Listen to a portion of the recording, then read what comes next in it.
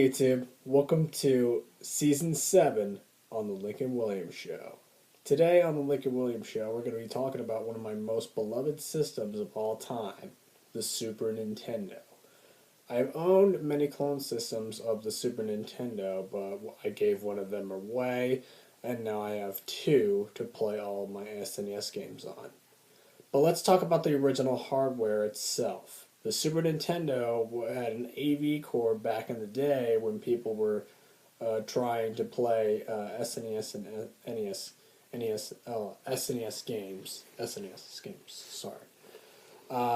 Basically, the system was actually kind of weird looking. It had purple buttons on the top of the unit. It had a reset button and a power button, not a power jack, but the power button switch to turn on your game. It had two controller ports, local player only for multiplayer action, and the system was really good. And I'm going to be talking to you about it in depth here on the Lincoln Williams Show. Now, when I first started off in my retro gaming journey, I was going to my grandparents' house in Canada, and basically I did not know what to expect the second time around while I was traveling to Creston, Canada, in my grandparents' home, so I did not know what to expect. Oh, is there going to be an N64 there, or something like that? I was making up like all these crazy guesses along the way, and I was actually kind of excited to actually see them. Until, yeah, me and my brother me and my brother traveled to Canada, not a lot, but not every summer, but he's married now, so he barely even goes up to Creston anymore. But he did with me when, I was still little, basically. Now, when I was little, about 8 to 10 years old, I would always go to, my grandparents' house every summer. It was actually a really a nice house, but it was always kind of cramped. It was a cramped little house, but it was actually kind of fun to hang out there and, do stuff with my grandparents. But I noticed something that my aunt brought along with her when she's staying with my grandparents. My aunt brought her Super Nintendo with her, and me and my brother did not know what to expect of this system. My brother knew what it was, but I just did not know what it was at all. I mean, was this the past? Was this the past 64-bit system, basically? And I was really wrong. My very first Mario game, however, I actually even fully played when I was little, was actually my very first Super Nintendo game that I've ever played was Super Mario World. Now, this is the special edition of Super Mario World. This comes with Super Mario All-Stars, basically.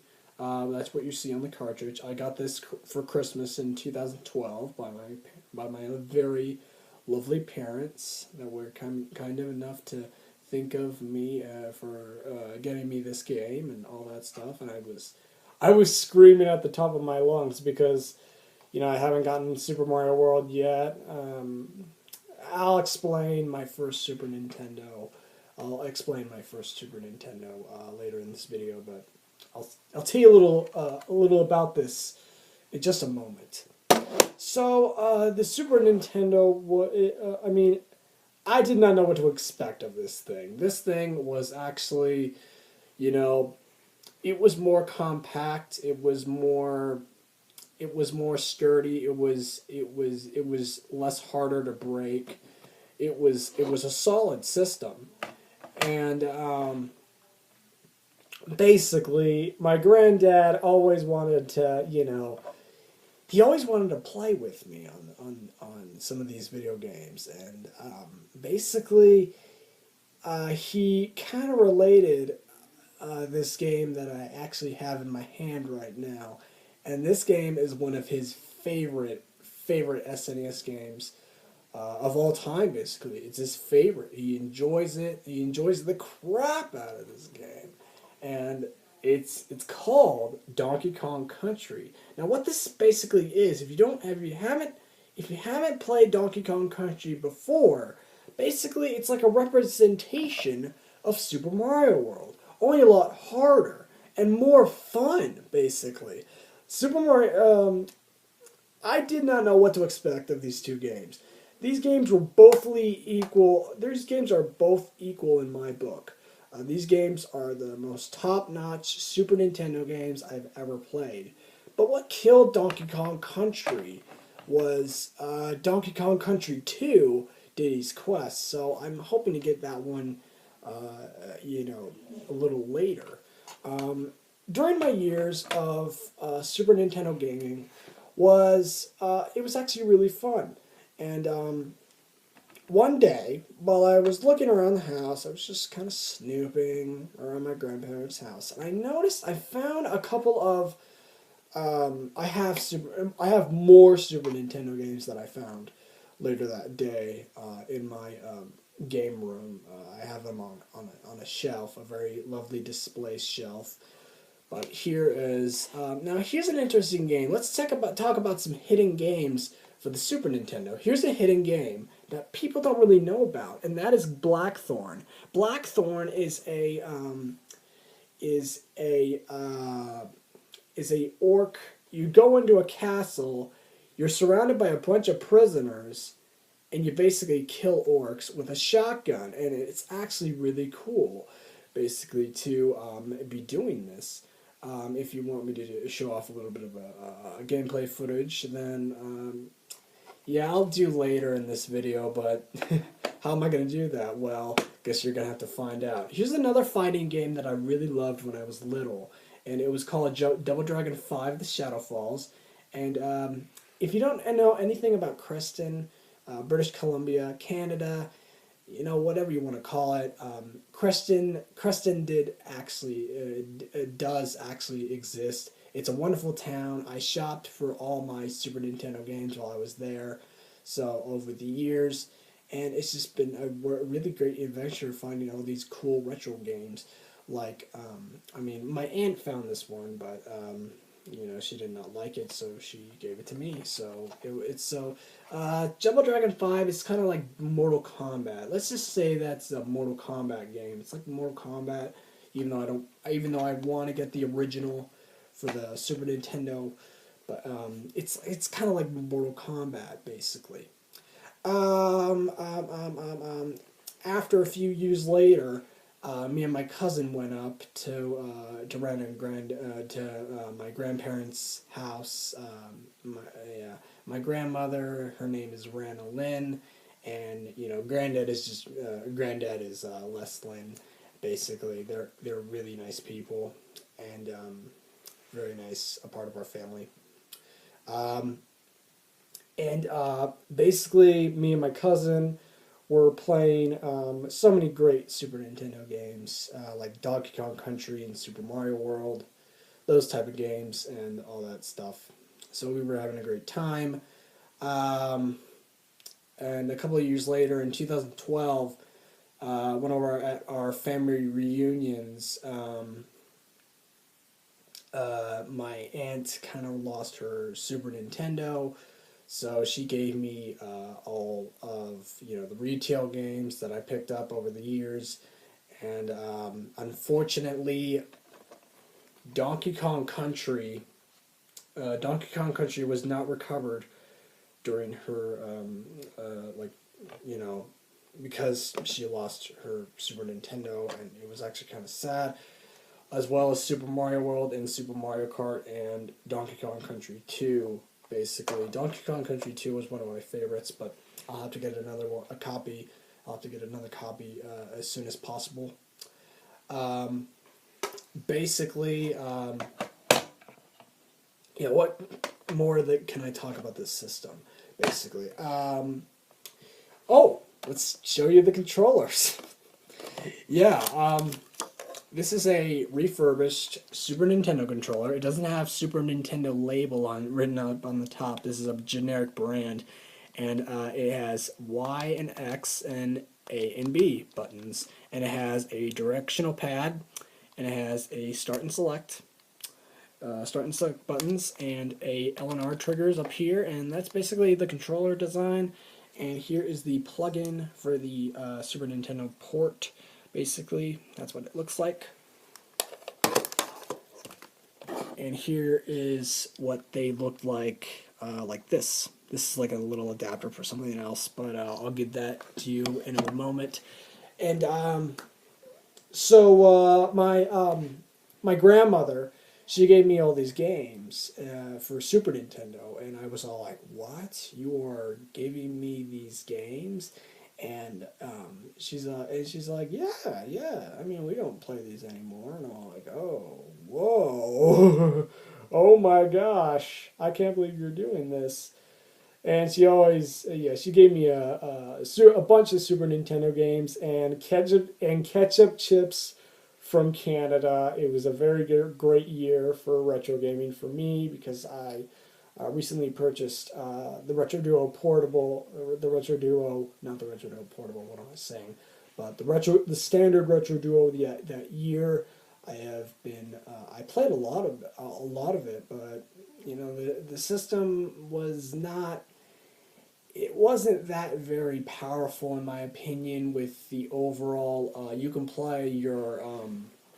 I mean, this was the very first Super Nintendo system that I've ever owned that can play NES and SNES games. Was the Retro Duo, and that's what got me into Super Nintendo gaming. Was the Retro Duo.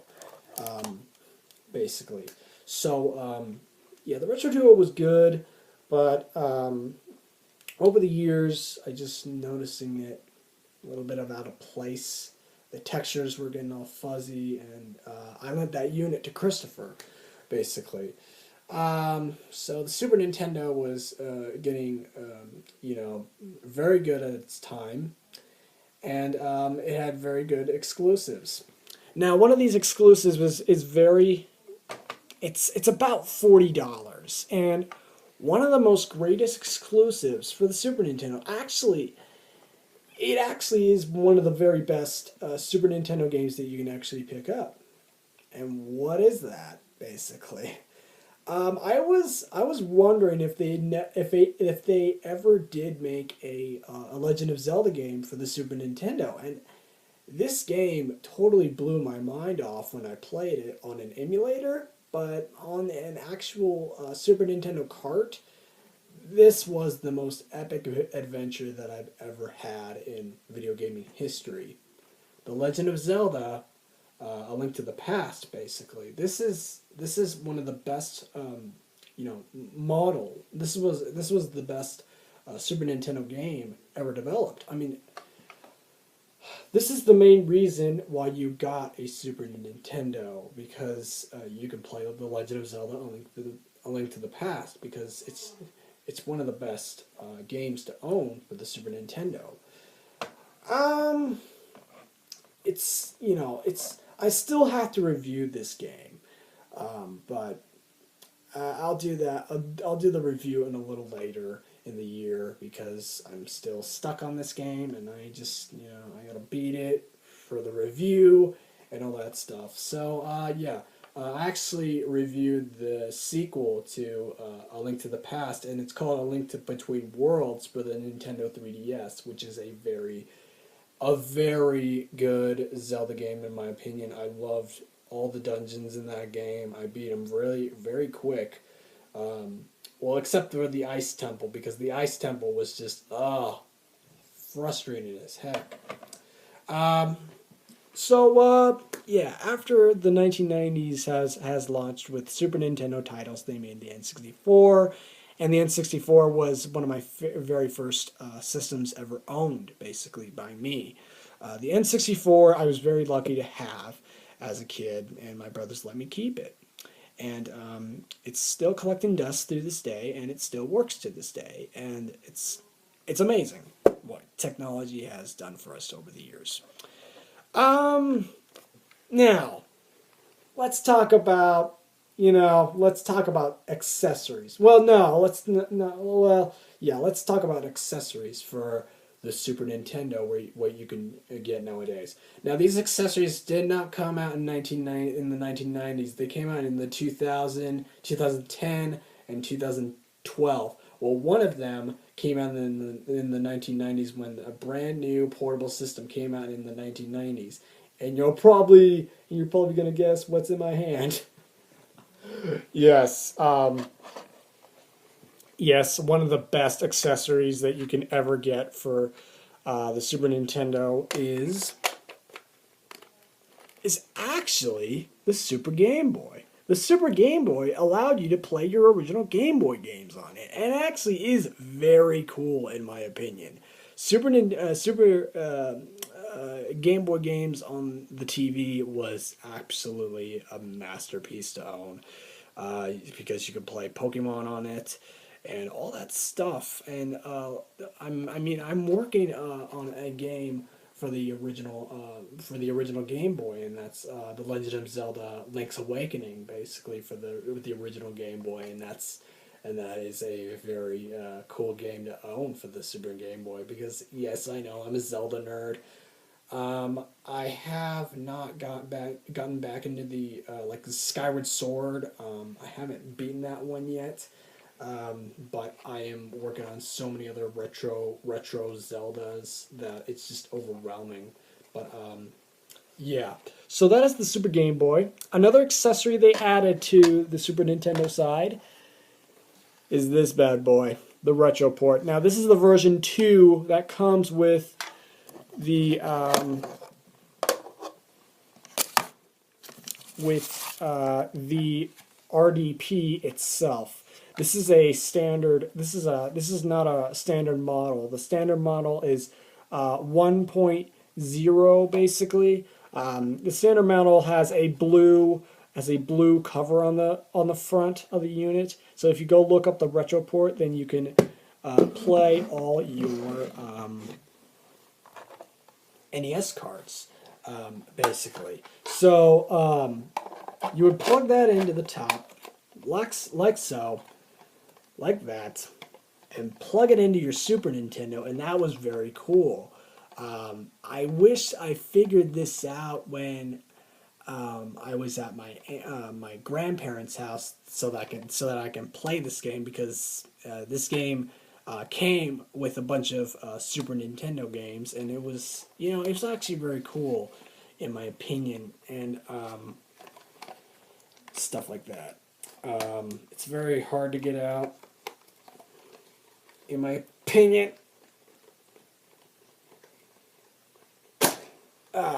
Holy crap, that was hard to take out, but cartridge is okay, pins look okay, and stuff like that. So so get the Retro Port for the Super Nintendo, the blue labeled model if you want to play your NES games on your SNES. Basically, if your NES has died and your SNES is still lying around and it's fully functional, pick one of these up. You're gonna enjoy a lot of it. So, and as well as the Super Game Boy, and they actually made the Retro Gen, basically, which is a portable Genesis player, basically, for the Super Nintendo. And it's actually a really cool design. So go check out the Retro Gen and much, much more. And also the Super Retro Advanced adapter, which you can play your Game Boy Advance games on your Super Nintendo unit as well. So the Super Nintendo units are not that dead if you're using these accessories, because these accessories are very powerful if you're using an original SNES with a newer product like the Retro Port, which is basically just an NES game on a chip, basically. And this will operate only on the RDP, basically. Um, Before I wrap up this video, I just want to explain a few more things about the Super Nintendo. Back when the SNESs looked a little gray during their age, in 2009 or 2010, I want to say 2009, a rare company called Yobo, basically, Yobo was responsible of creating the very first NES and SNES system, basically. And it was called the FC Twin, which was allowed you to play your original NES and SNES game cartridges on it. And that was very cool. So, anyways, and that was very cool. And they also invented the FC-16 Go, which was the very first, that's right, you guessed it, the very first Super Nintendo portable player, basically. The FC-16 Go didn't have a lot of potential on it. It kind of fell apart when people were buying it. Not falling apart, but it just didn't really sell all that well. Here's the main difference over the FC-16 Go. The FC-16 Go it comes with 2 wireless controllers, and you can't play Super Famicom games on it, basically. It comes with 2 wireless controllers. You can check out that system, and it only had 3 hours of battery life on it. Yeah, it did not last so well with those 3 hours. They just ate the 3 hours in about, like, I don't know. It ate the battery for 3 hours, and it just wasn't that very good. The second product that they invented for portable Super Nintendo gaming was made by Hyperkin, and that was called the Superboy, which I had to send back the unit because it did not play all my NES and SNES. It did not play all the NES and Genesis and Game Boy Advance cartridges on the unit, so that was very disappointing. Very disappointing. Terribly sorry that I have to say that, but yeah, it was very disappointing. Yeah,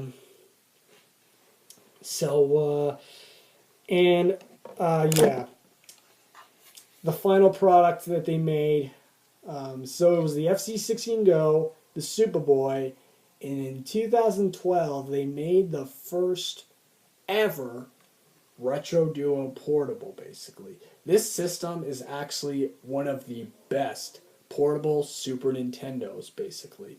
And I want to show you off just a little bit of gameplay on one of the most advanced Super Nintendo games of all time, basically. The most advanced Super Nintendo game of all time that really impressed me when I first played it, and I got this game yesterday in the mail. That's right, this is a yesterday game, basically. And that is called Star Fox. Yeah, you remember this one, Star Fox. Star Fox Zero for the Wii U is coming out later this year, and it's actually going to be one of the very best of the Star Fox universe. But here is the original Star Fox, basically. So we're just going to plug that into the Retro Duo portable, like so. Make sure it's sealed in tight. And we're going to turn it on and see what we got.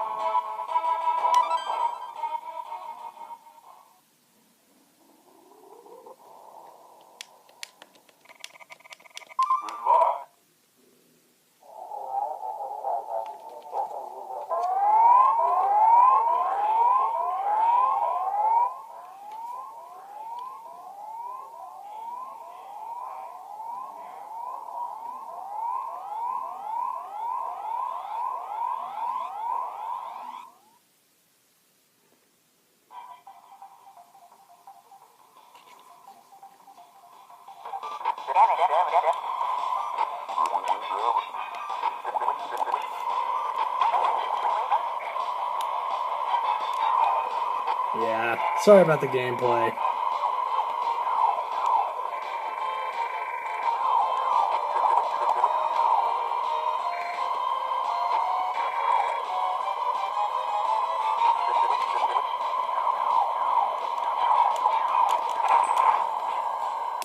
Yeah, I can't play while I'm playing it backwards position, so I can't even play it. But that's an example of one of the best uh, graphical games for the Super Nintendo, basically. And before I go, let's try out the Super Game Boy.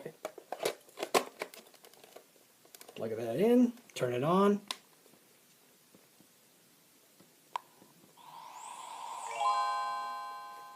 What do you know? Super Game Boy works on the system.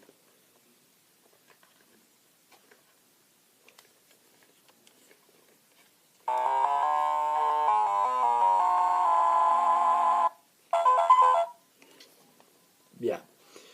So there's Castlevania 4. Not Castlevania 4, but what am I saying? Castlevania for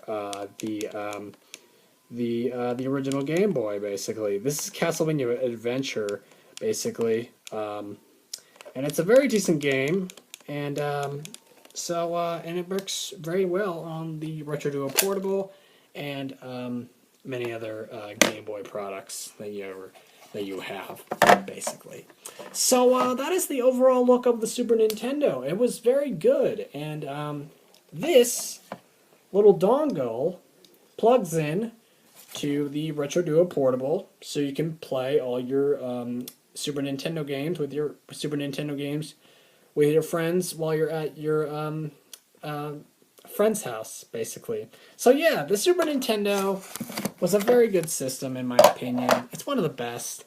And yeah, pick one up for all these reasons on the Lincoln Williams Show. So yeah, I'll talk to you later, YouTubers. And the final verdict for the Super Nintendo, it has to give an overall a legendary opinion, and that is gonna be the final verdict for the Super Nintendo is a 10 out of 10. One of the very best systems of all time, basically. Have a fantastic day, YouTubers, and I'll see you guys all later on the next Lincoln Williams Show. I'll be back someday, YouTubers.